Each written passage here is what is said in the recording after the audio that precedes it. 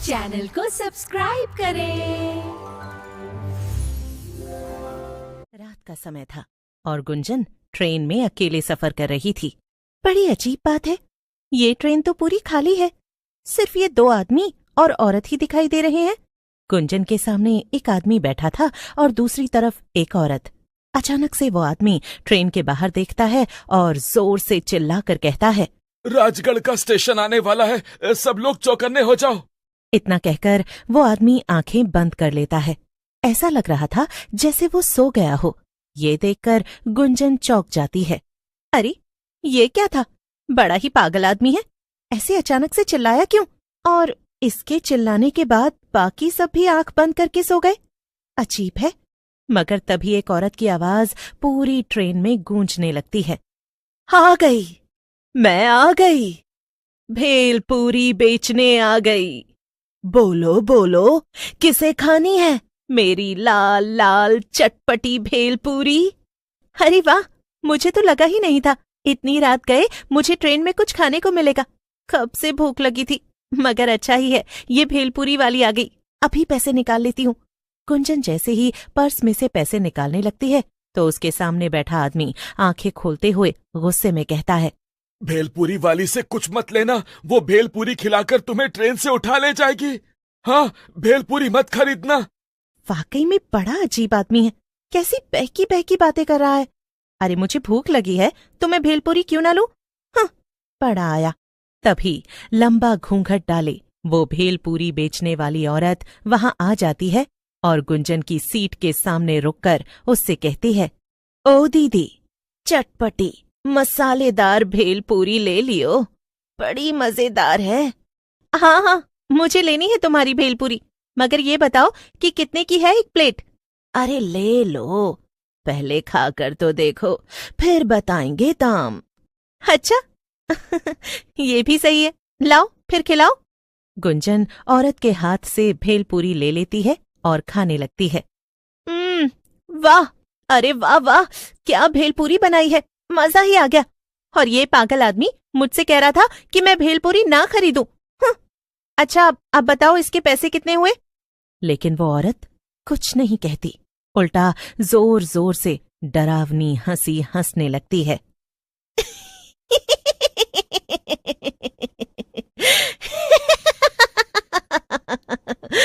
पैसे? नहीं नहीं, कुछ और लगेगा। ये कहकर वो औरत घूंघट हटाती है।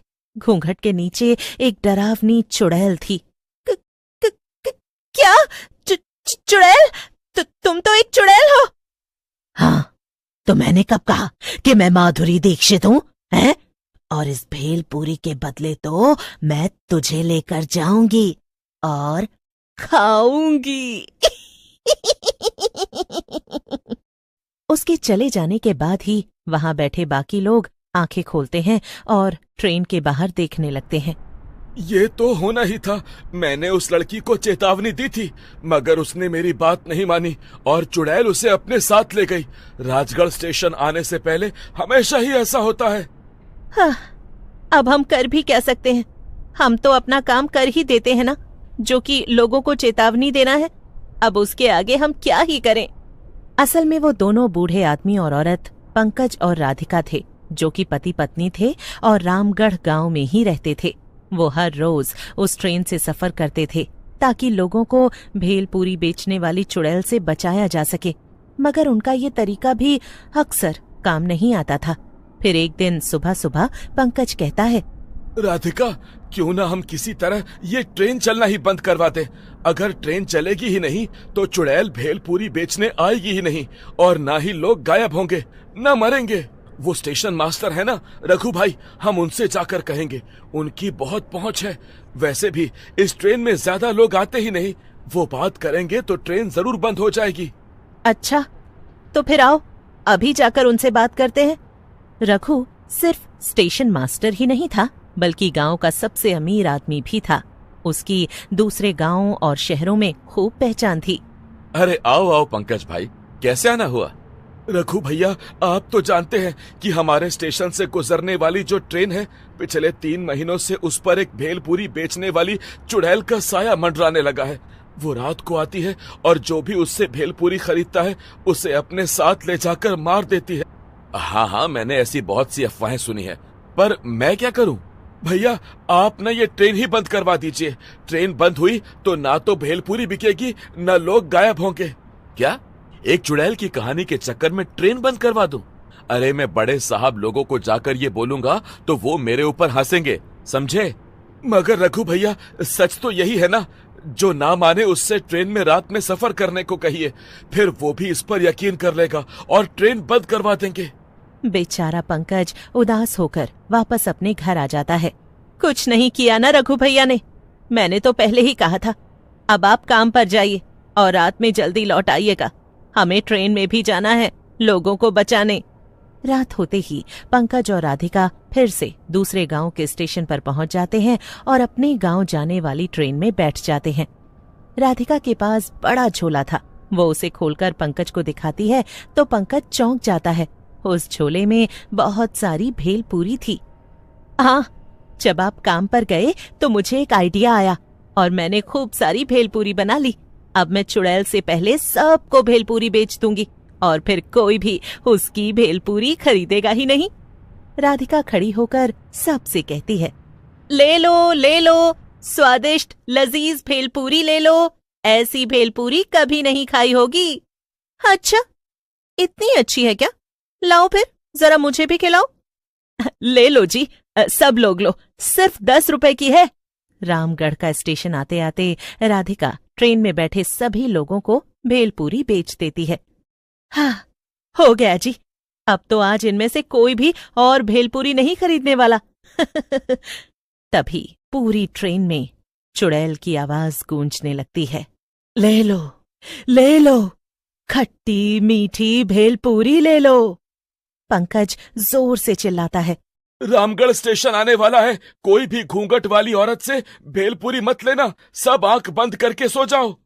इतना कहकर पंकज और राधिका आंखें बंद करके बैठ जाते हैं, लेकिन वहां बैठे बाकी लोग ये देखकर दंग थे। अरे, ये दोनों आंखें बंद करके क्यों सो गए? भेलपूरी वाली ही तो आ रही है, कोई चुड़ैल थोड़ी है। हाँ। तभी घूंघट डाले चुड़ैल शीतल की सीट के सामने आकर खड़ी हो जाती है। ले लो, खट्टी मीठी भेलपूरी ले लो।